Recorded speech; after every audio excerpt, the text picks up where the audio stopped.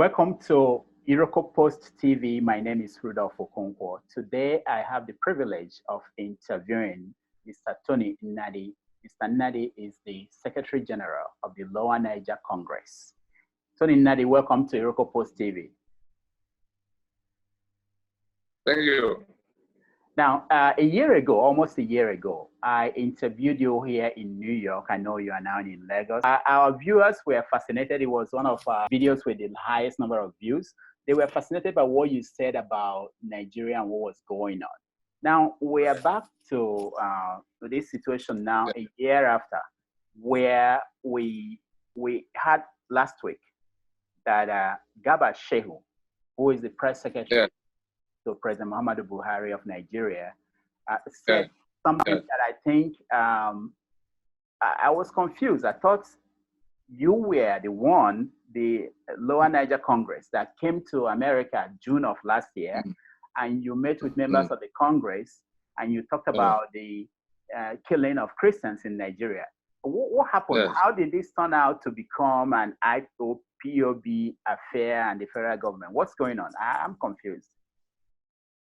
Well, I've been inundated with similar inquiries from all over the place, especially for people who followed all of what we were doing. Remember, even before the June, you recall that our first interview was in January. In January, yes.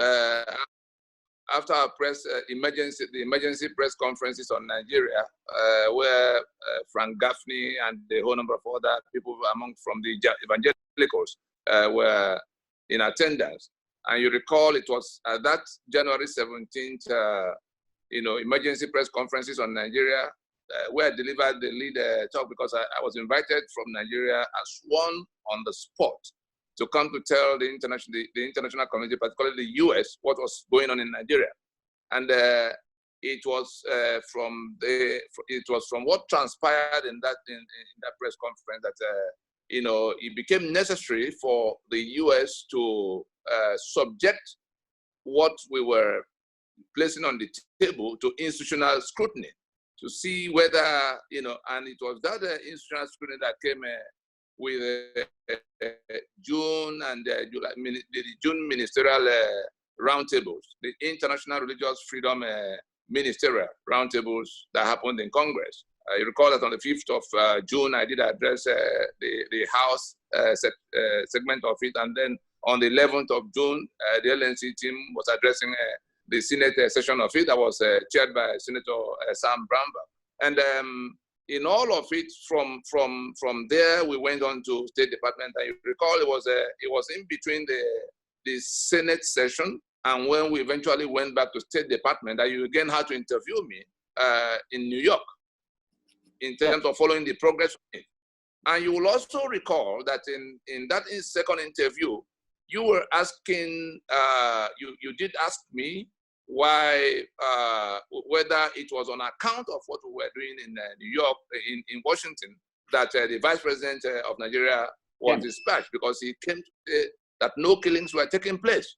And so I had to answer you then, I remember clearly, that if we were talking about killings and who is doing it in Nigeria, and then suddenly the Vice President of Nigeria comes to the same Washington to say there are no killings going on in Nigeria, then one will not be wrong in assuming that he came on account of what we were doing. And so for a Garba Shehu, I don't know, there must be some game they're trying to play. For a Garba Shehu serving the same presidency that has sent the Vice President of Nigeria to come to address that subject matter, to suddenly wake up and begin to say the kind of things. I think there's some, my reading of it so far is that the propaganda machinery, the outlandish lies and, falsehoods, and the kind of things that have been, spewing out of the Radio Biafra broadcast had brought them to where the whole world now knows that it is a lying machinery. And so I think what Garba and his principals are trying to do is to put that liability, is to tap into that notoriety by the IPOB and their handlers, that notoriety for telling lies. They are now saying to the global community that it is this lie machinery, that it is these characters that are full of propaganda that are alleging that Christians are being killed in Nigeria. So that those who already know that the Radio Biafra and all of the operators who churn out lie after lie, propaganda after propaganda, if they are the ones alleging that people are being killed in Nigeria, then it could just be one of those lies. I think that's where Garba is going with all of this. I do not have any doubt in my mind at all, because there are people in that presidency who are directly involved in managing all of what has been. You remember that there have been, the US has actually acted on all of what it took them 7 months to inquire into, because we were saying that ISIS is in our territory. The ISIS they were fighting with in the Middle East has come to our territory, because there was Boko Haram, which in 2014 joined forces with ISIS and became ISWAP. And from that point, they pushed out the election of 2015 was all about terror and violence. They pushed out the one who was from the wrong part of the country, and immediately Buhari was declared winner. We saw how that same terror machinery was transmitted into the Fulani herdsmen that began to sweep southwards from. So we were telling the US that it appears that that the ISIS that they were, because that was also the period President Trump had declared victory over ISIS in the Middle East. You remember, it was that same week that I came to Washington in January that Trump had announced victory over ISIS. So we were saying, no, that they are not down and out yet, that what they had done was to relocate to the West African sub-region, and that they had found a host in Boko Haram. And it appears that between them and Boko Haram, the ISWAP that we have now has some measure of you couldn't separate them with all of those who were nominated as a spokesman of Boko Haram in Saudi Arabia meeting that Jonathan, the former president, was going to have. You couldn't separate Boko Haram from the man who says an attack on Boko Haram is an attack on the north. You couldn't separate Boko Haram from the one who told the governor of Benue State, who had come to complain that their people were being killed by these stranger elements from outside Nigeria, Fulani herdsmen, so-called Fulani militia, that they call herdsmen. And the president of Nigeria says to the governor, oh, you go home and learn how to live in peace with the Fulani of Benue. In the same period, the Minister for Defense in that same administration was saying to those, the people who are complaining about the activities of these herdsmen all over the so-called herdsmen, that it must have been because they built, that they've carried their development, they blocked the old cattle routes with their developments. And that unless they remove those developments so that cattle could move freely, well, whatever they see from the herdsmen, that they will have to live with it. This is the Minister for Defense that's supposed to be, they're supposed to be minding all of how these Nigerians are defended from these foreign invaders, which the government of the day in 2016 had declared. The president has said that these people were coming from outside. He said they were trained in Libya or deployed from Libya, and we had Rufai, the body bag, the one that was talking about body bag for election, U.S. election monitors. Remember the one in governor in Kaduna. Rufai confirmed that he had gone to give money in 14 different countries to those who are coming from those Fulani that were coming from those countries to kill people, that he has gone to pay them so that they can, you saw the IG first. So when you put all of it together, not long after all those times, to say that the Fulani just trying to justify the atrocities, the governor of Bauchi comes out on vision to say that the Fulani from anywhere in Africa all belong to Nigeria, that they are Nigerians. I'm sure you have that clip. Yeah. Now, not quite long after he has said that, the president of Nigeria, Muhammadu Buhari, again throws our borders open to say everybody from everywhere in Africa can come. And we saw the torrents of Fulani that moved in from wherever they were coming from. We, of course, we all know what happened in the Central African Republic and everywhere else. They trooped in. And as they were trooping in, the national identity card management, because the people who are now living with that threat of with the consequences of that invasion, they are being killed, they are being raped, they are being dislodged in their community. They began to look more closely, and they saw that this variety of Fulani that have just come from wherever they came already have national identity, of Nigeria. They don't speak any of the Nigerian languages. You could see that they just came and they have identity cards anyway. And now, to make matters worse, during this lockdown, you saw the number of them that have been, trucked into the south, hidden in containers, in trucks that pretend to be carrying food. Now, the country was in lockdown, declared by federal government in the period of the coronavirus, whatever. And who was it that cleared the way for them to come all the way from wherever they were coming in Kano and Sokoto, wherever they were coming from, to get into Port Harcourt, to get into Benin, to get into Lagos in the numbers we have seen? So when you look at all of that, you will see a scheme. It will be naive not to see the connection that somebody somewhere is presiding over the influx of these people, and what are they coming to do? We have seen the ethnic cleansing that they have been carrying out, which was the subject of the inquiries at the Congress in the US. In the 7 months they were looking at it back and forth. So the evidence of that agenda, the evidence of that collusion between the government, because somebody's in control of that police, somebody's in control of that army, somebody is in control of that DSS, that has not arrested any one person amongst the thousands of people that are killing people all over Nigeria, all over southern and middle belt Nigeria.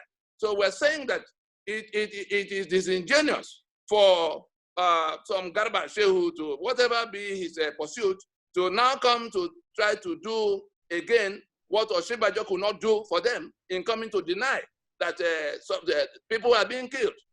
You understand? So that's the perspective from which we are looking at, and I don't think it's a no-brainer. Nobody has to come to tell anybody who had done what happened in Washington. The videos and pictures are all over the place. It's beyond the discussion. Even the people who are dealing with us, to let you know, the people with whom we are dealing in Washington actually told me that they had verified as far back as January of last year, that they had verified that we were not involved in the scam called IPOB, and the fellow who was the franchise driving it.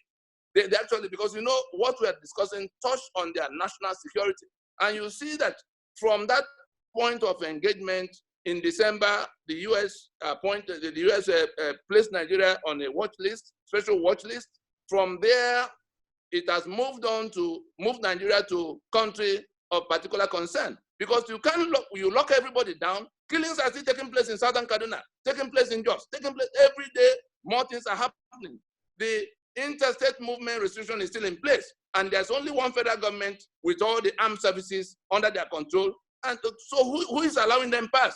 Then we go back to what General Danjuma, the alarm General Danjuma raised in March of 2018, where we're talking about a collusion. This is not what has been going on. Is proof of that collusion between the federal government, its armed forces, and this invading Fulani militia.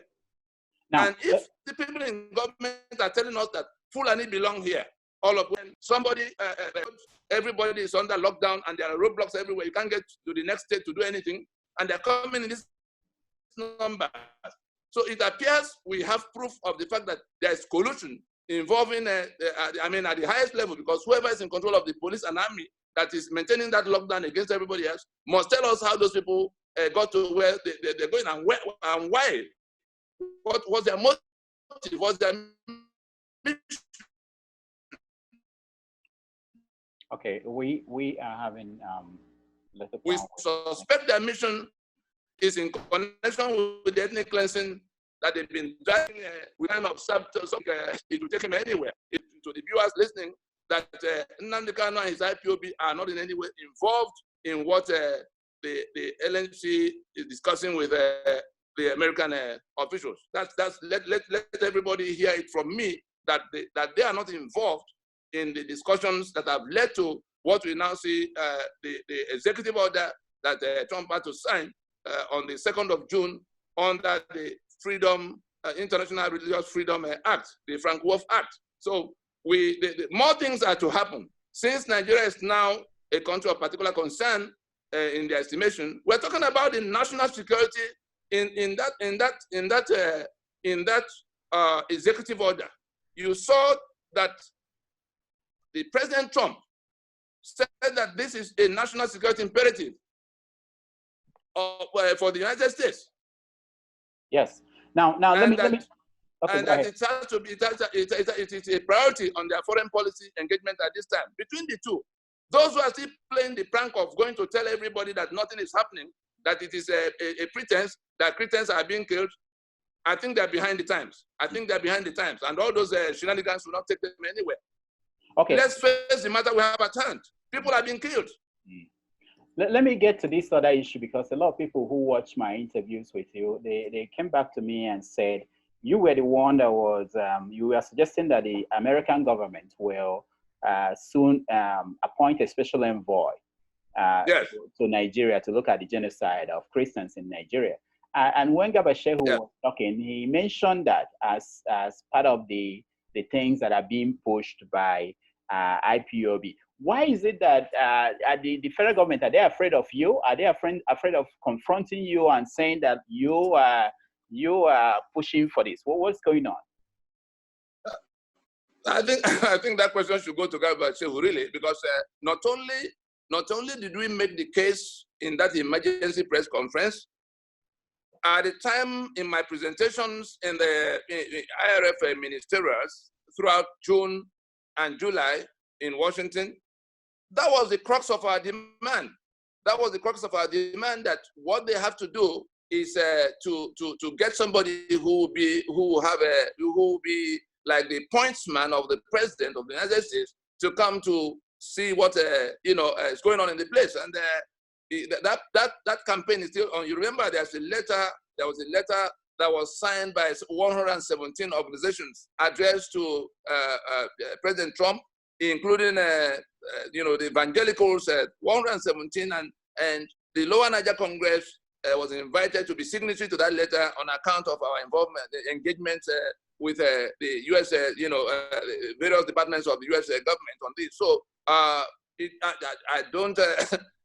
can't get into their minds to know what their calculations are around, shifting the goalposts on this matter. Neither are we concerned about who takes credit. You can see that we had a problem. We dissected it and put it, arranged it in a manner that it could be solved.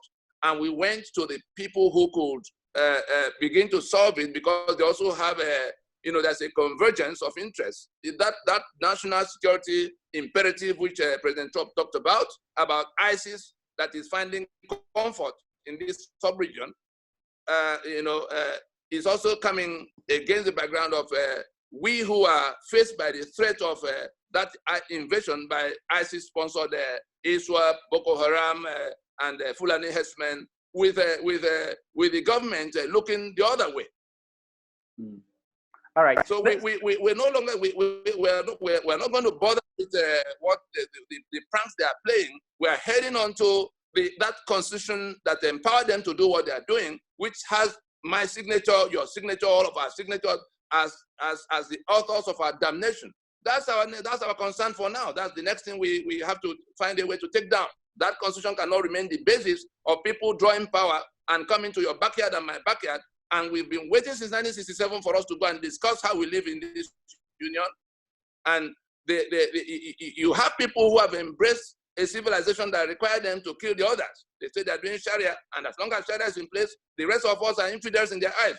And if they're under obligation of faith to kill the infidel, they've rendered the union impossible. They've made the union untenable. And then they're also feudalists who believe that all men are not born equal. So between the two, the same people who embrace Sharia and who embrace feudalism are the ones we have to contend with, are the ones in charge of our lives now, are the ones who imposed a constitution that took away all our assets and all our rights, including right to life. All right. Because if you are forbidden from taking up arms to defend yourself from invading foreign people that come to your community, you saw that in Congress, it was all about the farmers, herdsmen clash. We had to dismantle that. The banditry, nothing like that. It's been the same thing that being called all kinds of names. There was the time we heard that it was the poverty in the Northeast, that we all have to, invest all our monies. The World Bank and IMF, all the investment funds that are meant for Nigeria were domiciled to that Northeast. What have we got from it? And if anybody was in doubt about who could be playing what role, see what happened in Chad. In 48 hours, they were routed. And then at the time they were running, what happened from the Nigerian end? So who do they think they are going to deceive, to the end of time? Nobody's deceived. The owners, the indigenous nationalities of Nigeria who are under this siege are not sitting on their hands. The constitution that enabled these people come to everywhere in the name of Nigeria that they refuse to discuss, that constitution will go down with all the consequences of it. Either we go now and sort out how we refloat our union that collapsed in 1966, that is being kept by just sheer force. Otherwise, self-determination will overtake everybody. Nobody's going to submit himself to be killed to the last man.